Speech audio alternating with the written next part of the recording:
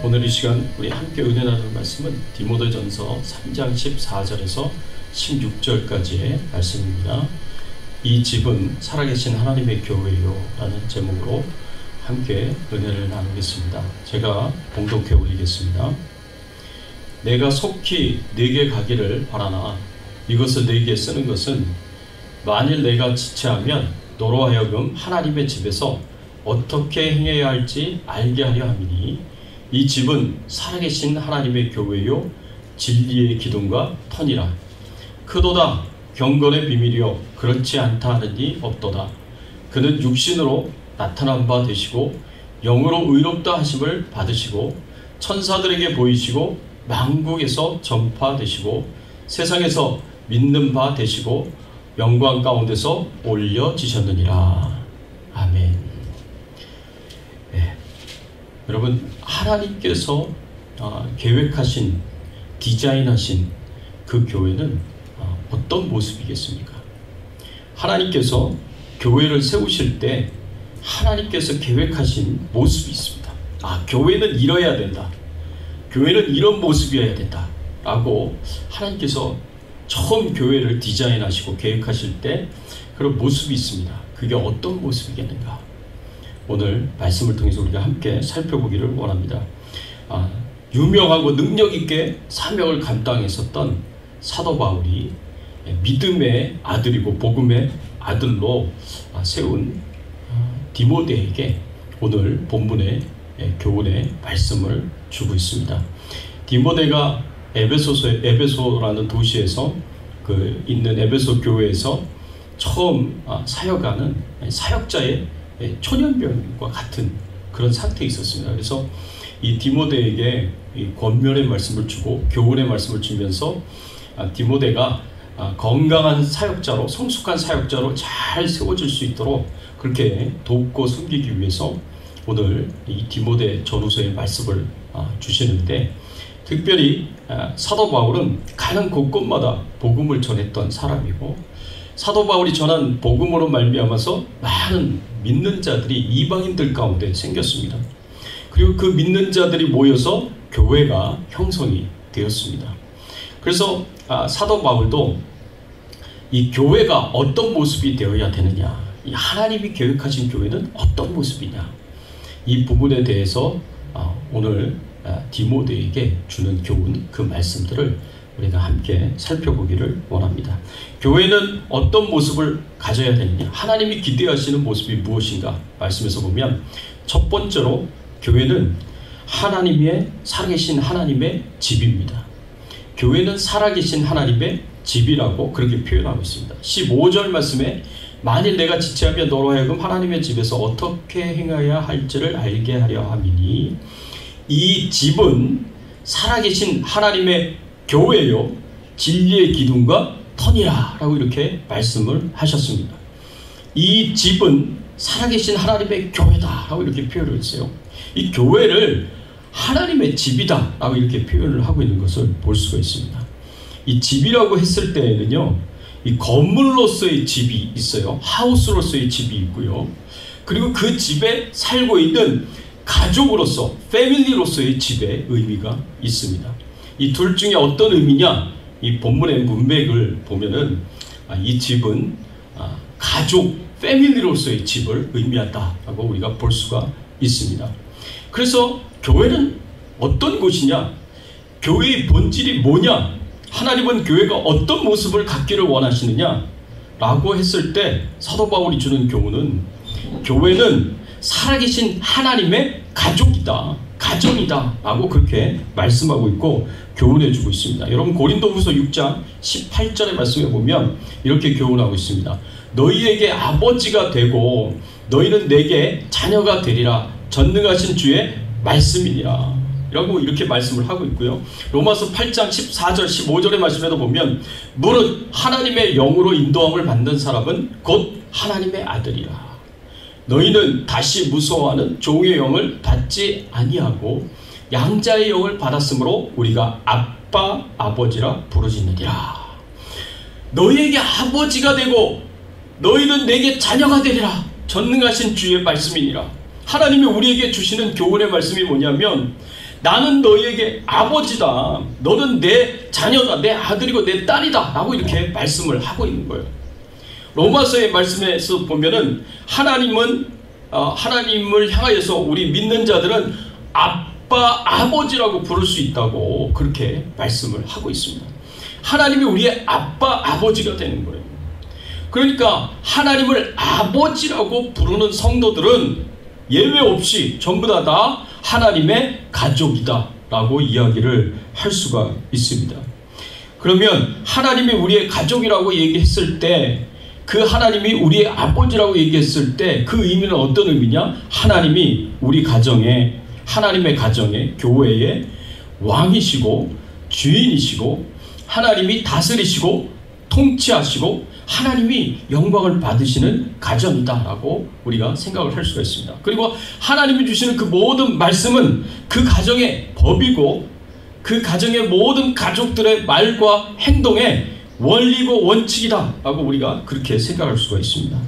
그리고 무엇보다도 교회가 하나님의 가족이라고 생각했을 때 우리는 최소한 한 가지 중요한 특징이 그 안에 있다는 것을 생각하셔야 됩니다.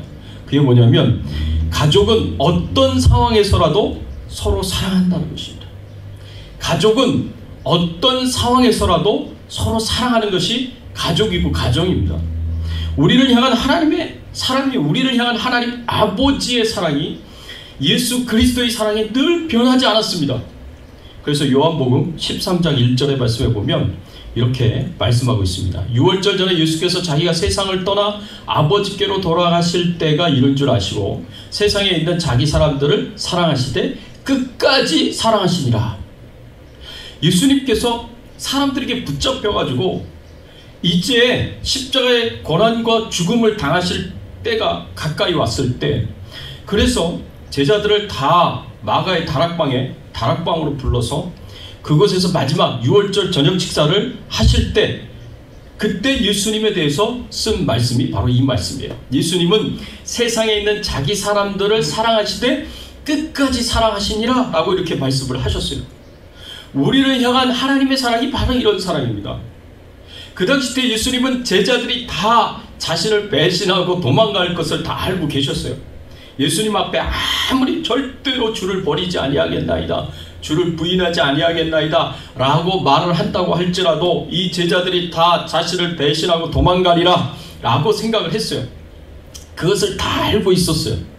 그런데도 불구하고, 최악의 상황인데도 불구하고, 그럼에도 불구하고 제자들을 향하여 예수님께서 자기 사람을 사랑하시되 끝까지 사랑하신다고 그렇게 말씀하고 있는 것입니다. 여러분, 이것이 하나님의 사랑입니다. 하나님의 사랑을 우리에게 보여주시고 행하셨던 그 예수님께서 우리들도 하나님의 한 가족으로서 서로에게 이런 사랑을 베풀고 해야 된다고 가르쳐주고 있고 교훈해주고 있습니다. 요한복음 13장 34절 35절의 말씀에 보니까 이렇게 말씀하셨습니다. 새 계명을 너희에게 주노니 서로 사랑하라. 내가 너희를 사랑한 것 같이 너희도 서로 사랑하라. 너희가 서로 사랑하면 이로써 모든 사람이 너희가 내 제자인 줄 아니라 라고 이렇게 말씀을 하셨습니다. 예수님께서 우리에게 새 계명을 주셨어요. 이 사랑과 관련된, 이웃사랑과 관련된 계명이 구약에서부터 계속 있어 왔습니다. 그 계명이 무엇이었습니까? 내 이웃을 내 몸과 같이 사랑하라 라고 하나님께서 구약에서부터 가르쳐 주셨어요. 내 이웃을 내 몸과 같이 사랑하라고 가르치셨어요. 그런데 예수님께서는 구약에서부터 가르치신 그 계명보다 더 큰 계명, 새로운 계명을 우리에게 주셨어요. 그것이 바로 새 계명이라고 오늘 말씀을 하고 있는데, 예수님은 우리의 사랑의 수준이 그냥 내 몸을 사랑하는 수준만큼 사랑하는 것이 아니라 이웃을 사랑하는 우리의 사랑의 수준이 훨씬 그 이상이 되어야 된다는 것을 가르쳐주고 있어요. 어떻게 가르쳐 주셨습니까? 내가 너희를 사랑한 것 같이 너희도 서로 사랑하라고 말씀을 하십니다. 내가 너희를 사랑한 것 같이 너희도 서로 사랑해야 된다. 그렇게 가르치고 있고 교훈해 주고 있습니다. 예수님께서 우리를 사랑한 것처럼 우리가 서로 사랑해야 된다는 것은 바로 우리가 서로 하나님을 한 아버지로 모시고 사는 가족이기 때문에, 우리가 하나님의 가족들이기 때문에 우리가 서로 사랑해야 된다. 하나님 아버지께서 우리를 사랑하듯이, 예수님께서 우리를 사랑하듯이 우리도 서로를 사랑해야 된다고 가르치고 있고 교훈해 주고 있습니다. 우리는 교회 안에서 서로 사랑하도록 부름받았습니다. 그래서 한 가족이기에 어떤 상황 속에서도 서로를 사랑하고 그 사랑을 실천해야 합니다. 그래서 사도행전 4장 32절 말씀에 보면 이 초대교회 성도들이 하나님의 가족으로서 한 교회를 섬기는 가족으로서 어떻게 서로를 사랑했느냐 이렇게 표현했습니다.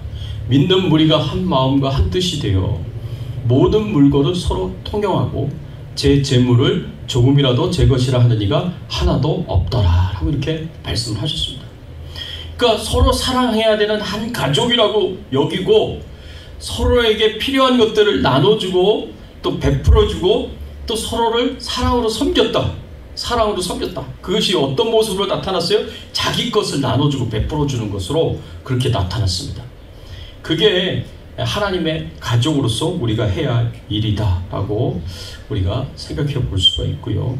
또 교회는 살아계신 하나님의 가족입니다.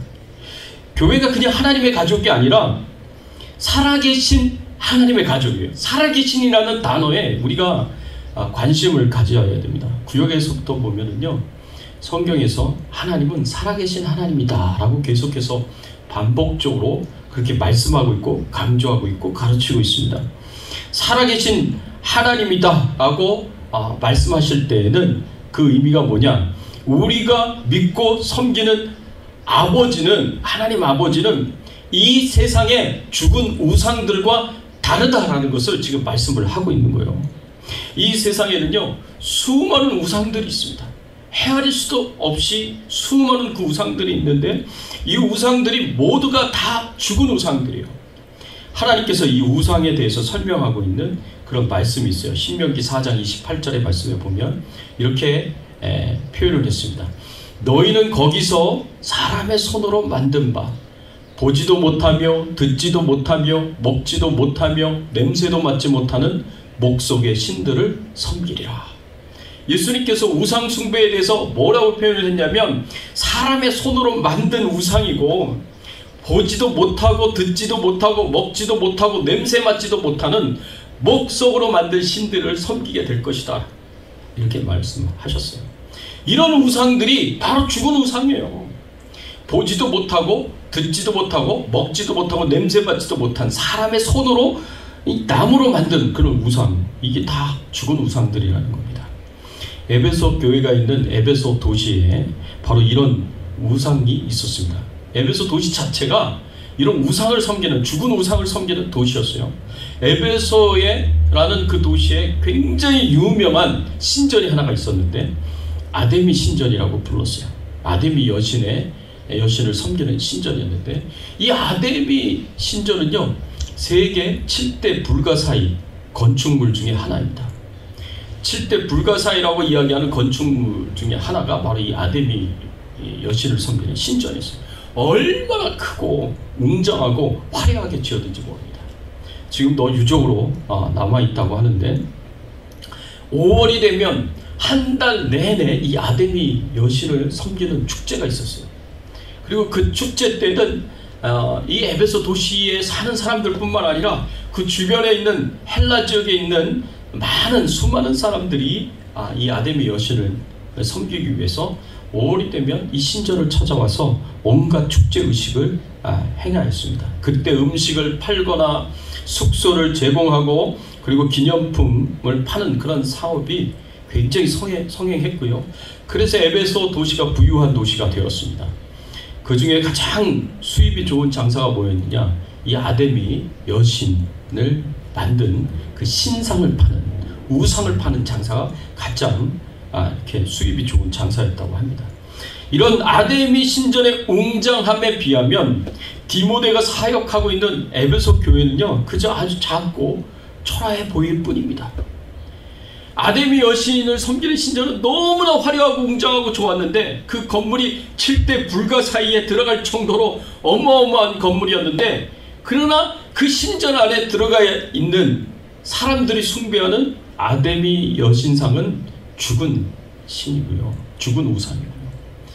비록 디모데가 섬기는 사역하고 있는 이 에베소 교회는 작고 초라해 보인다고 할지라도 그 교회 안에서 하나님을 찬양하고 하나님을 경배하고 하나님을 예배드리는데 그 찬양과 경배와 예배를 드리는 하나님은 살아계신 하나님이시라는 것입니다. 그래서 우리가 교회는 사랑의 아버지이신 살아계신 하나님을 섬기는 가정이다라고 우리가 다시 한번 이 말씀을 통해서 생각을 해볼 수가 있습니다. 사랑하는 성도 여러분, 우리는 예수님을 믿는 성도들은 모두가 다 하나님의 가족이다라는 것을 꼭 잊지 않고 기억하시기를 바랍니다. 하나님이 예수님께서 우리를 사랑하듯이 우리도 서로 사랑해야 할 가족입니다. 한자리에 모인 우리 안에 아버지 되신 하나님께서 함께 하십니다. 그 예수님이 우리의 찬양과 예배를 받으시고 축복을 우리에게 허락해 주십니다. 이것을 꼭 믿으시고 교회의 본질이 살아계신 하나님을 섬기는 하나님의 가족이다라는 것을 꼭 기억하시기를 부탁드립니다. 두 번째로 교회는 진리의 기둥과 터입니다. 오늘 본문 15절의 말씀에 보니까 이 집은 살아계신 하나님의 교회요 진리의 기둥과 터니라 라고 이렇게 말씀을 하셨어요. 사도 바울은 교회를 가리켜 진리의 기둥과 터다 라고 이렇게 표현을 했습니다. 이 기둥과 터라는 표현은요 건축에서 사용하는 그런 단어입니다. 여러분, 이 터라는 것은 기초를 의미하는데, 건물의 기초를 의미하는데, 이 기초가 굉장히 중요합니다. 왜냐하면 이 기초가 건물의 안전과 직결되기 때문에 그렇습니다. 이 기초가 잘 되어 있어서 건축물이 안전하게 집안에 그 기초에 고정을 시킬 수가 있습니다. 그래서 건물이 내려앉지 않는 그런 치마나 변형이 생기지 않도록 건물이 내려앉는 치마나 변형이 생기지 않도록 이 기초가 튼튼해야 됩니다. 기초가 튼튼하지 못하면 한쪽으로 기울어져요. 땅이 무너지면서 한쪽으로 기울어요. 그럼 건물이 무너지게 되는 거죠. 건물의 안전과 직결이 되는 굉장히 중요한 것이 바로 건물의 기초입니다. 또 기둥도 건축에 있어서 굉장히 중요한 역할을 합니다. 기둥은 건축물의 공간을 형성하는 기본적인 뼈대입니다. 기둥의 그 구성과 크기에 따라서 건물의 크기가 구조가 결정이 됩니다. 기둥이 높으면 높을수록 건물도 크게 지을 수가 있는 거고요. 높이 지을 수가 있는 것입니다. 그렇기 때문에 이 건물을 지으려면 먼저 기초인 터를 잘 닦아야 되고 그리고 기둥을 잘 세워야 됩니다. 교회가 진리에 대해서 바로 이런 역할을 합니다. 이 진리의 기초가 되고 진리의 기둥이 되는 것이 바로 교회라는 거죠. 그래서 교회가 이 진리를 잘 받쳐주는 이 기초 역할을 해야 되고, 그리고 이 진리가 정말 아름답게 이렇게 세상에 전파될 수 있는, 보여질 수 있도록 그렇게 기둥의 역할을 잘 감당해야 됩니다. 그래서 교회가 진리에 대해서 이렇게 역할을 하는데, 그러면 진리는 뭐라고 우리가 생각할 수가 있느냐? 바로 예수 그리스도다. 진리는 복음이다. 하나님의 말씀이다. 라고 우리가 생각을 할 수가 있습니다. 그래서 요한복음 14장 6절의 말씀에 보니까 예수님께서 이렇게 말씀하셨어요. 내가 곧 길이요 진리요 생명이니 나로 말미암지 않고는 아버지께로 올 자가 없느니라 라고 이렇게 말씀을 하셨어요. 예수님이 바로 진리이세요. 예수님이 진리이시고 예수님이 복음이십니다. 그리고 그 예수님이 하나님의 말씀이세요.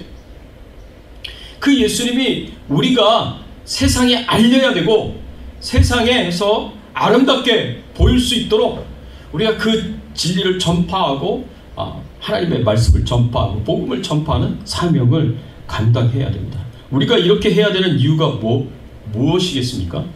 이 세상이 타락하고 부패해서 예수 그리스도를 부정하고 있고요. 진리의 말씀을, 복음을 부정하고 있기 때문에 그렇습니다. 그냥 부정하는 정도가 아니라 무시하고 조롱까지 하고 모욕을 합니다. 여러분, 미국의 팝 시장을 장악하고 있는 케인 웨스트라는 웨스트라는 그런 가수가 있어요. 이 케인이 웨스트가 미국에서 굉장히 유명한 가수예요.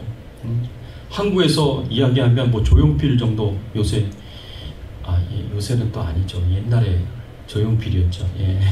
그럴 정도로 굉장히 유명한 그런 가수예요. 근데 이 가수가 모델로 유명한, 배우로 유명한 킴 카사디안의 남편이었는데 지난 2월달에 둘이 이혼을 했어요. 근데 그 팝 가수인 케인 웨스트가 어떤 행동을 했냐면 창세기의 말씀에서 하나님이라는 이름을 빼고 자기 이름을 거기다 집어넣었어요. 그래서 태초에 케인이 천지를 창조하였느니라. 케인이 말씀하시기를 빛이 있으라 하시매 빛이 있었다. 이런 식으로 창세기의 말씀에서 하나님 이름을 빼고 자기 이름을 집어넣고, 그리고 The Book of Jesus라는 이름으로 그 책을 출판을 했어요. 그 책에 보니까 자기 얼굴이 새겨져 있고요. 그리고 거기에 자기 사인이 들어가 있어요. 근데 그 책이 얼마에 팔리는지 아십니까? 20불에 팔리고 있어요. 20불에. 야, 생각해보세요. 도대체 하나님을 얼마나 무시하면, 하나님의 말씀을 얼마나 무시하면 이렇게까지 조롱할 수가 있어요. 하나님이 세상을 창조하셨다는 것을 기록하고 있는 창세기에 하나님의 이름을 빼고 자기 이름을 거기다가 집어넣다니, 이게 얼마나 하나님을 무시하고 말씀을 무시하고 조롱하면 이런 행동을 할 수 있겠습니까? 여러분, 우리가 하나님을 사랑한다고 한다면 하나님이 우리에게 있어서 가장 소중한 분이시고 하나님이 우리에게 있어서 최고의 가치를 가지신 분이라고 한다면, 하나님이 우리에게 있어서 정말 북한식으로 말하면 최고의 존엄이라고 생각한다면, 하나님이 이런 모욕을 당하는 걸 우리가 어떻게 참을 수 있어요? 하나님이 이렇게 조롱을 당하는 걸 우리가 어떻게 가만두고 있겠습니까? 그런 부분에 대해서 우리 교회가 이야기할 수 있어야 되죠. 하나님을 모욕하지 말라고, 하나님을 모독하지 말라고, 하나님을 조롱하지 말라고 교회가 이야기할 수 있어야죠. 왜? 교회는 진리의 기둥과 터이기 때문에 그렇습니다. 하나님의 말씀을, 하나님의 진리를 지키고 보호해야 되는 사명을 우리가 가졌기 때문에 그렇습니다. 하나님의 말씀을 전파하는 사명만 있는 게 아니라 그 하나님의 말씀이 이 세상에서 존중을 받고 존경을 받고 경외함을 받을 수 있도록, 그렇게 우리는 진리의 말씀을 지키고 보호해야 될 사명이 교회에 있는 겁니다. 그래서 하나님을 모독하고 진리를 왜곡하고 교만한 그 사상들을 사도 바울이 어떻게 대하였습니까? 고린도후서 10장 4절과 5절의 말씀에 보면 이렇게 말씀하고 있습니다. 우리의 싸우는 무기는 육신에 속한 것이 아니요 오직 어떠한 견고한 진도 무너뜨리는 하나님의 능력이라. 모든 이론을 무너뜨리며 하나님 아는 것을 대적하여 높아진 것을 다 무너뜨리고 모든 생각을 사로잡아 그리스도께 복종하게 하니. 여러분, 사도 바울이 자신의 사명을 복음 전파에만 있는 것으로 생각하지 않았어요. 사도 바울은 스스로 높아져서 교만해가지고 감히 하나님을 무시하고 감히 하나님의 진리의 말씀을 무시하고 모욕하고 조롱하는 세상의 모든 높아진 교만한 생각들과 사상들을 전부 다 무릎 꿇게 만들어서 예수 그리스도 앞에 복종하게 만드는 것, 그것이 자신의 사명이라고 생각을 했습니다. 왜? 그것이 진리의 기둥과 터인 교회가 해야 할 일이기 때문에 그렇습니다. 최근에요, 교회를 무너뜨리고 진리를 무너뜨리고 신앙을 무너뜨리려고 하려는 그런 시도가 있었습니다. 이런 시도가 연방 하원을 통과했었던 HR5라는 법안입니다. HR5라는 법안이 Equality Act라는 이름을 가지고 있는데 평등법이라고 합니다. 이 법안이 지금 상원을 통과를 하기 위해서 지금 투표를 준비하고 있는 그런 상황입니다. 이 법안의 내용이 뭔지 한번 들어보십시오. 어린아이들이 자기의 성 정체성을 자기가 결정할 수 있도록 보장하는 법안입니다. 남자아이로 태어났어도 자신이 여자라고 생각하면 자신의 성 정체성을 여자라고 결정할 수가 있고요. 그 누구도 반대할 수가 없습니다. 여기에 대해서. 부모가 이걸 방해하면 양육권이 박탈당합니다. 양육권을 박탈시키고 애를 빼앗아가요. 정부가. 그런 법안이에요. 나는 트랜스젠더라고 주장하면 사내 아이라도 여성 탈의실, 화장실, 그리고 샤워실에 들어가서 거기서 자기가 사용할 수가 있습니다. 고등학교에서도 임신센터가 생기고 부모의 허락이 없이도 아이들이 낙태 수술을 받을 수가 있습니다. 기독교 학교 단체에서 성소수자들인 LGBTQ 학생들을 받아들여야 하고 직원으로 의무적으로 고용해야 합니다. 만일 거부하면 면세 권한이 박탈을 당할 수가 있습니다. 교회 직원으로 교육자로 동성애자들이 어플라이를 하면 거절할 수가 없어요. 그걸 받아들여야 돼요. 그렇지 않으면 법적 제재를 받게 됩니다. 교회에서 동성애자가 결혼식을 하려고 할 때 거절하면 교회의 면세 특권이 박탈을 당하고요. 법적 제재를 받을 수가 있습니다. 주일학교에서나 교회에서 창세기를 가리키면서 하나님께서 사람을 남자와 여자로 만드셨고 결혼은 남자와 여자가 하는 것이라고 가르칠 경우 법적 제재를 받게 됩니다. 성경을 제대로 가르칠 수가 없어요. 창세기를 가르칠 수가 없어요. 창세기의 그 중요한 하나님이 사람을 창조하신, 남자와 여자로 창조하신, 아담과 하와로 창조하셨다는 것을 가르칠 수가 없는 거예요. 만일 성경을 믿는 사람들이 결혼은 한 남자와 한 여자의 결합이라고 성경적인 결혼관을 주장을 하면 인종차별주의자로 편협한 사람으로 몰리고 그렇게 취급을 당합니다. 그동안 입양기관들은 엄마와 아빠가 있는 가정에 아이들을 입양시켰는데 이 원칙을 바꾸지 않으면 입양기관들은 문을 다 닫아야 됩니다. 여러분 RFRA라는 법을 아십니까? The Religious Freedom Restoration Act라는 그런 법이 있습니다.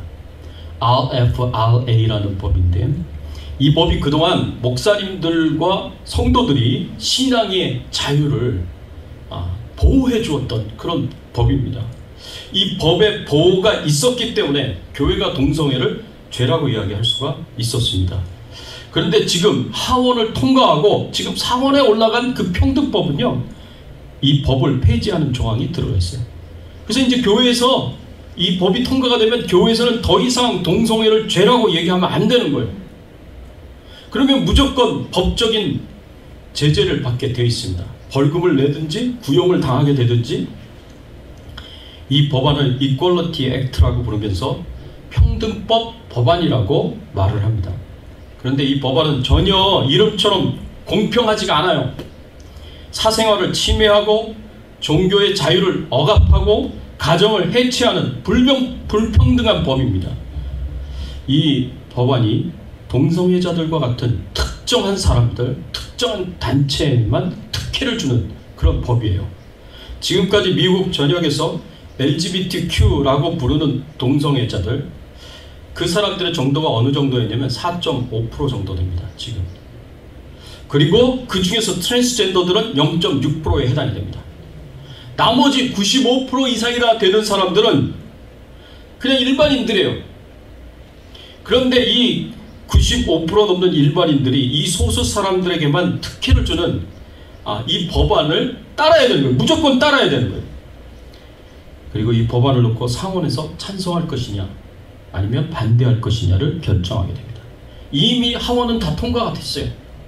이 투표는 하나님을 무시하고 하나님의 말씀을 무시하는 상원 의원들과 하나님을 경외하는 상원 의원들 간의 영적 전쟁이 될 겁니다.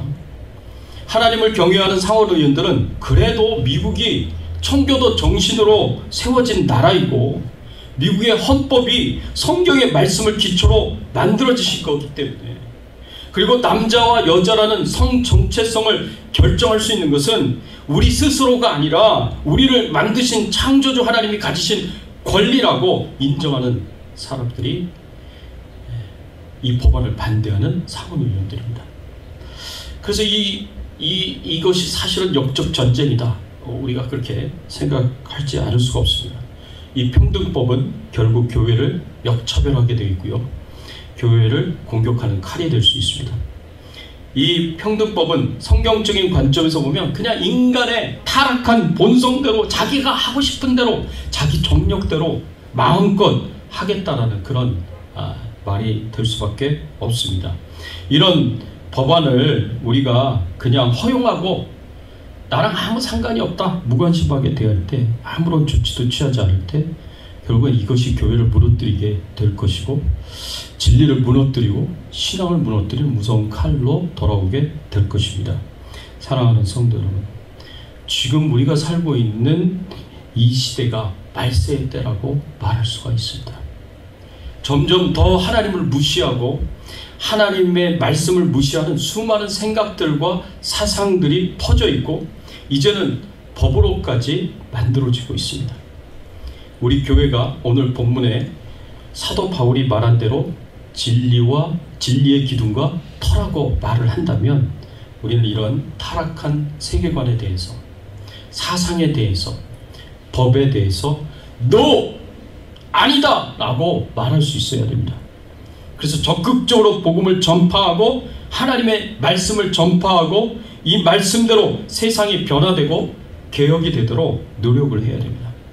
이 세상을 살릴 수 있고 이 세상을 변화시킬 수 있는 유일한 길은 오로지 예수 그리스도밖에 없습니다. 오로지 복음밖에 없습니다. 오로지 진리의 말씀밖에 없습니다. 진리의 기둥과 터로서 우리 주백성 교회가 앞으로 어떤 사명을 감당해야 되고 이 마지막 때 어떤 역할을 해야 되는가, 다시 한번 돌아볼 수 있기를 예수 그리스도 이름으로 축원합니다.